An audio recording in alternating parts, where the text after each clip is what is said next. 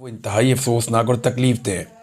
हमारी टीम जो वहाँ मौजूद है यानी जंग के इलाके में, मुल्तान के एरियाज़ में और इसकी सराउंडिंग में, वो जो मनाजिर भेज रहे हैं वो इंतहाई खौफनाक हैं। बहुत सारी चीज़ें तो हमें डर लगता है कि हम लोगों को दिखाएंगे तो यानी वो ऐसा लगता है कि बच्चे देखेंगे, ख़वातीन देखेंगी तो उन्हें तकलीफ़ होगी।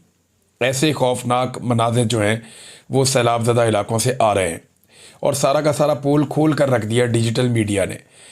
लोगों ने बताया कि 15 लाशें वहाँ पानी में बह रही हैं मुल्तान के करीब, और उन लाशों को रिकवर करने वाला कोई नहीं है। पानी के अंदर से निकाले कौन?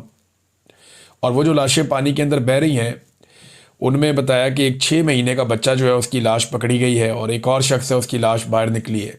एक बच्चा अपनी वालदा की लाश निकाल रहा था। तो एक अजीबोगरीब सूरत हाल है वहाँ पे।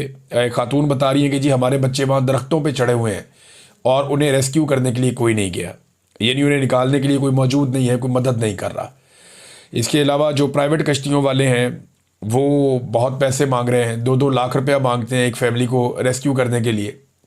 कई लोगों ने शिकायत की कि रेस्क्यू वाले जो प्राइवेट रेस्क्यू वाले हैं, प्राइवेट जो जिनकी कश्तियाँ हैं प्राइवेट, कई लोग पहुँच गए वहाँ पे जिनके इलाकों में सैलाब नहीं आया, वो अपनी कश्तियाँ लेके वहाँ पहुँच गए हैं, और जिनके पास कश्तियाँ थी वो वहाँ पे लेकर आ गए हैं।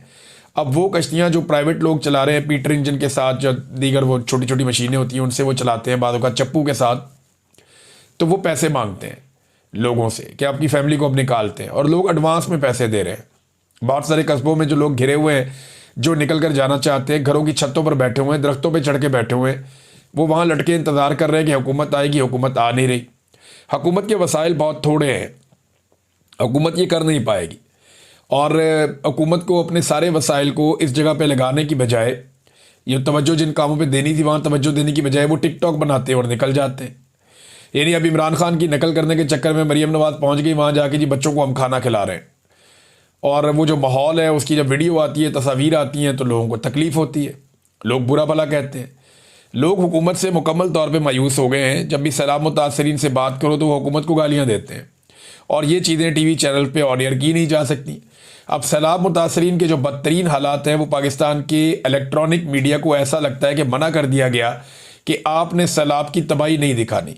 वो सैलाब की तबाही दिखाते हैं तो साथ वो बददुआएं भी आती हैं जो आम आदमी इन्हें दे रहा है, और आम आदमी की वो मायूसी भी आती है जो इन हुक्मरानों से या इस्टेब्लिशमेंट से आम आदमी मायूस हुआ है।